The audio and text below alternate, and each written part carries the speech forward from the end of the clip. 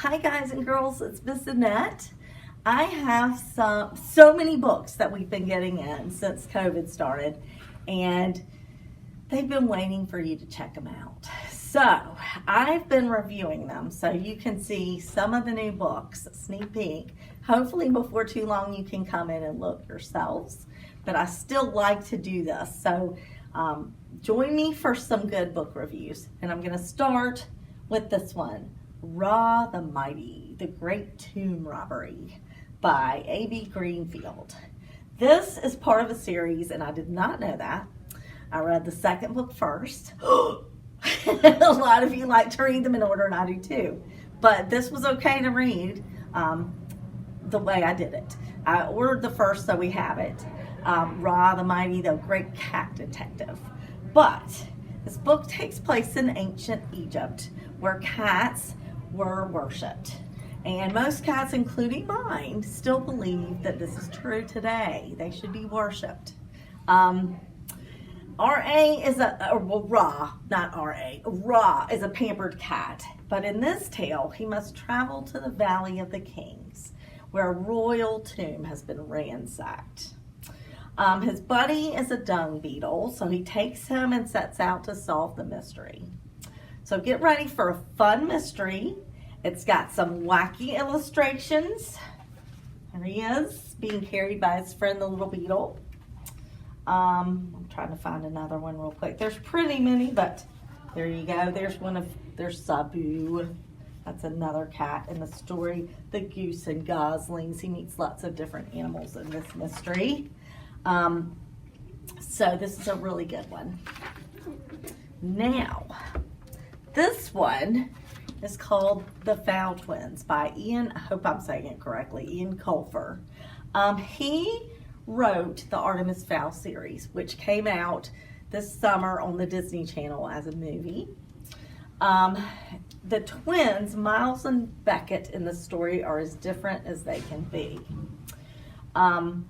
Miles is wearing a suit here, and Beckett's got his pet fish flattened as a tie. His fish died. He's wearing no shirt and some just beach shorts. That's kind of how Beckett is. I even learned a new word while reading this novel. It's called puerile, which means childishly silly and trivial. A lot of times, this is how the fully suited Miles sees his brother, Beckett, or views him.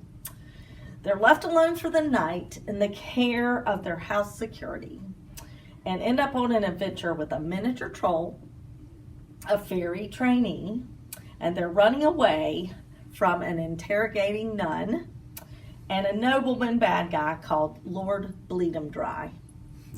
It's a clever fantasy, and it has lots of high-tech gadgets and adventures, and they remind me a little bit of James Bond. So if you like that kind of thing, if you like fantasy, this is The Fowl Twins.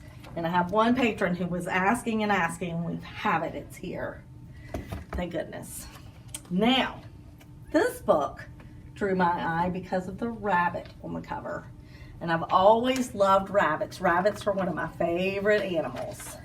I never had a pet rabbit, but the author, Cynthia Lord, has 3 pet rabbits and a dog. She loves animals. So, Cynthia Lord also wrote a lot of other good books. One called Rules. It's time for Emma, the main character in this book, to begin school, but she's been homeschooled. She's getting ready to go to 5th grade. She's a little bit nervous. So she does kind of have a little hard time fitting in, which can be hard in the 5th grade. She gets assigned a partner in her class named Jack, but he blurts out talking a lot. He loves animals, but he doesn't quite fit in. So she is worried a little bit that because she hangs out with Jack, will she fit in? And so she goes with her dad. They're going to trap a rabbit. They believe it's a wild rabbit. It's a pet rabbit. And so she wants to keep this rabbit. And at the beginning of her chapters, she has rules for or things about rabbits. Rabbits are naturally curious. Once comfortable with their nearby environment, they'll want to explore beyond it. So it was kind of a neat introduction to each chapter. I really enjoyed this new one by Cynthia Lord. Okay, now this one, this is Emily, had read before I read it. It's called From the Desk of Zoe Washington. It is part of the North Carolina Book Awards that Mrs. Emily has a way of you to vote on your favorite books. I have not finished this one yet, but it's a first by Janae Marks, first novel. Zoe is a very curious, creative girl who likes to cook.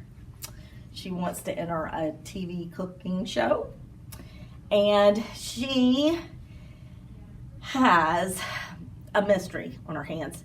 Her dad, she never knew because he was in prison. All of a sudden she gets a letter from her dad, and she decides she wants to write him back, and her mom doesn't know about it because her mom won't want her to know. He's been convicted of a crime, but he says he didn't commit it. So she kind of wants to know, is he telling the truth? You know, lots of people don't. She wants to know. So I don't know the answer yet, but it's a really good book, and I think you would enjoy it as well.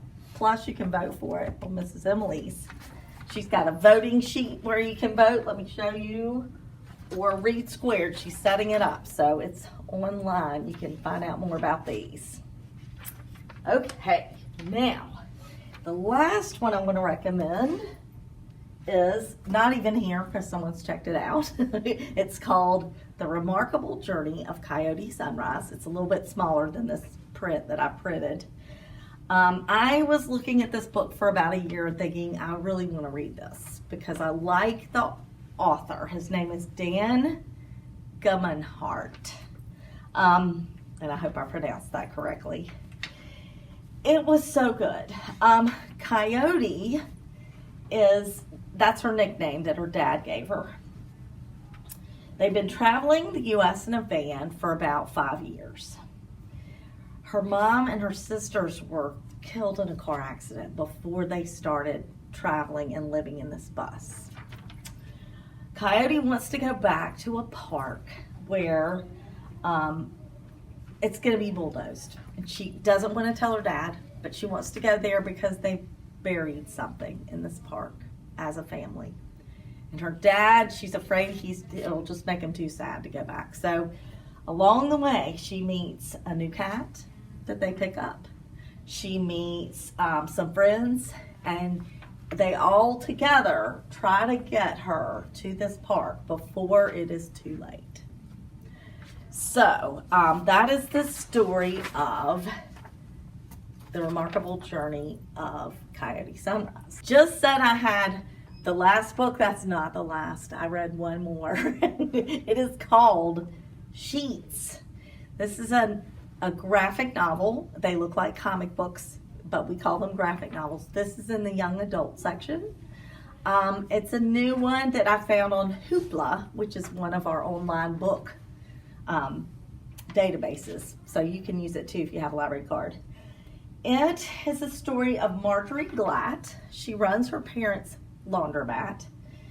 She's having a hard time fitting in. She's about 13. She's lonely, and then she meets the perfect friend. But her friend is a ghost. Actually, Wendell, the ghost, was a boy about her age who passed away and has come back. And what better place to hang out if you're a ghost or a sheet than a laundromat? So it is really clever. The pictures are really pretty. I like the colors. And it's a ghost story, but it's not too scary. So if you want to read a graphic novel, this is a good choice. Now I'm here in a special section of our junior fiction books. This is what we call the second and third grade books. These are beginning chapter books. And this book came in just as we were having to close for COVID. Came in March. It is called Blood and Cookies. And the title of this book caught me right away. There's a little boy named James. He can't wait to go see his grandmother, But it's a little odd when he gets there because the windows are boarded up and she's wearing a strange black dress. And so this book was suspenseful. It does have illustrations in it. There she is eating some blood and cookies. It's not too hard to get through, and it is part of a series. The series is called Creature Feature. We have others to that series here. Zombie Maid, Sticks and Stones, and The Creature in the Fireplace. So if you want some suspense with a little bit of eeriness, this is a good choice for you. Hey guys and girls, I wanted to share with you lots of our new chapter books, but I didn't want to leave the beginning readers out. This book I found in our new stack, and it is by the authors Jennifer Holm and Matthew Holm. And if your older brothers and sisters may know, they wrote a series called Baby Mouse that's very fun to read. It is a graphic or comic book type novel. They also wrote Squish, and that's a really good one too. And Jennifer Holm wrote some really good historical fiction books that you wouldn't even believe it's the same writer. They're great. But anyway, for you readers, this has really neat drawings, kind of like Baby Mouse type drawings. They look like this.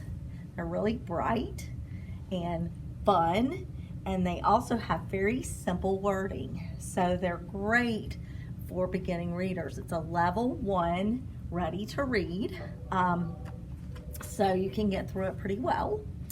Also, I'm hoping it's the beginning of a series so you can get more. But this book is titled The Evil Princess versus the Brave Knight. Take turns. I hope you'll like it.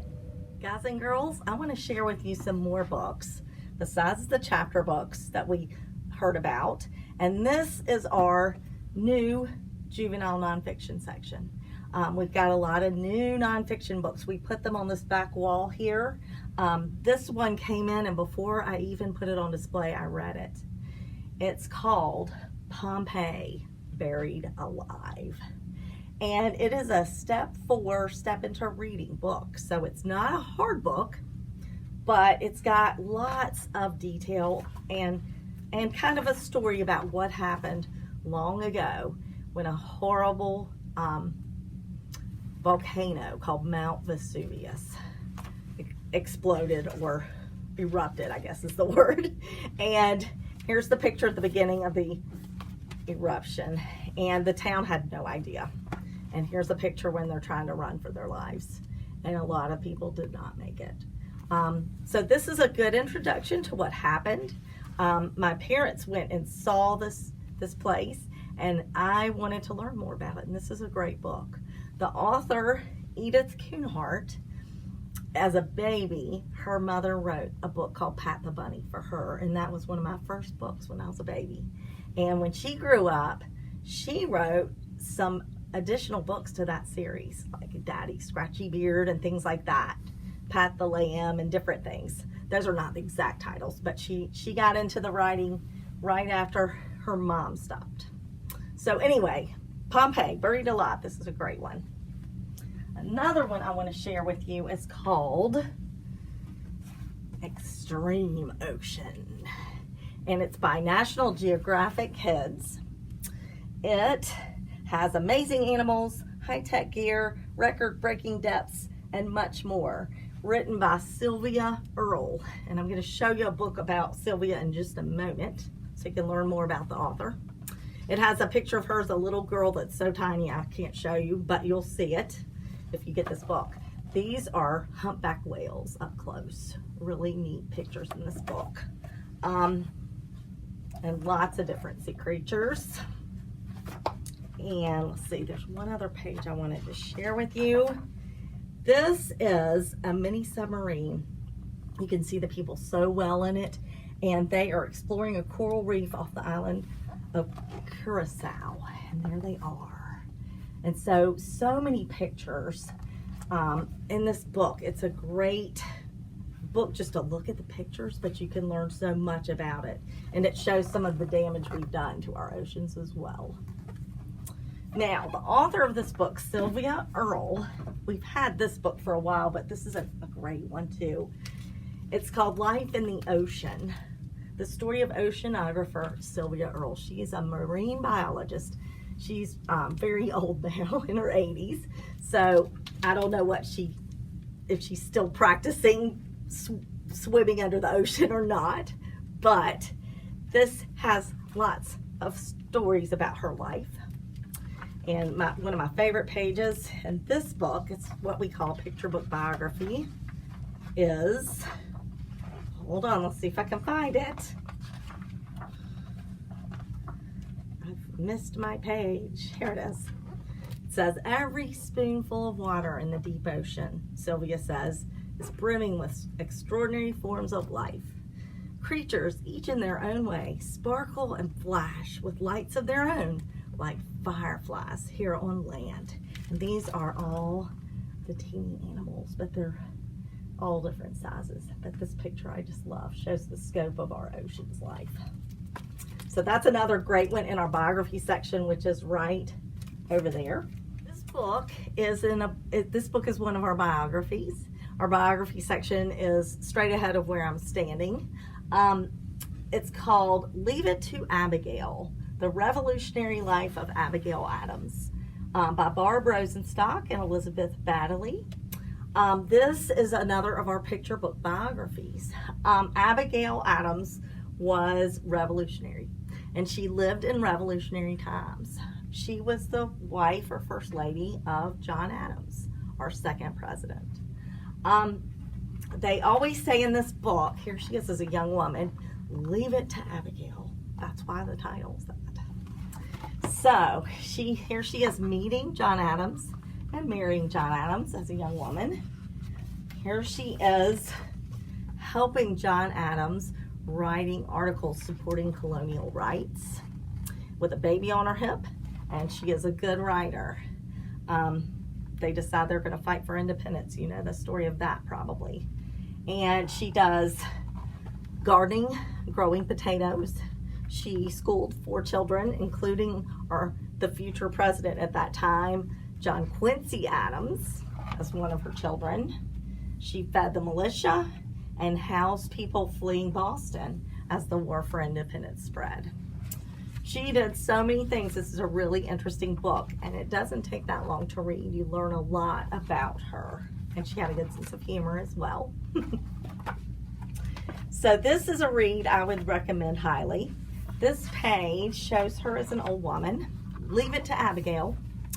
She left the hope of freedom to America's women. Daughters, wives, mothers, thinkers, writers, revolutionaries. Girls who surprised the world.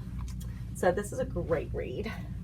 And I'm going to show you one more that I just saw that came in late last year. This is a biography of Chadwick Boseman. And Chadwick Boseman played the part of the Black Panther. I'm sure you already know this. But he recently passed away due to cancer. You may not know, he grew up in Anderson, South Carolina, which is not far from here. So this is different facts about his life, and you can revisit if you're a fan. Here's some comic books about Black Panther, and he enjoyed reading about those when he was a boy. And he did a lot in the acting world, and he died at a fairly young age. But this is a good book, and hopefully you'll come and check this out, or you can do it through our curbside service.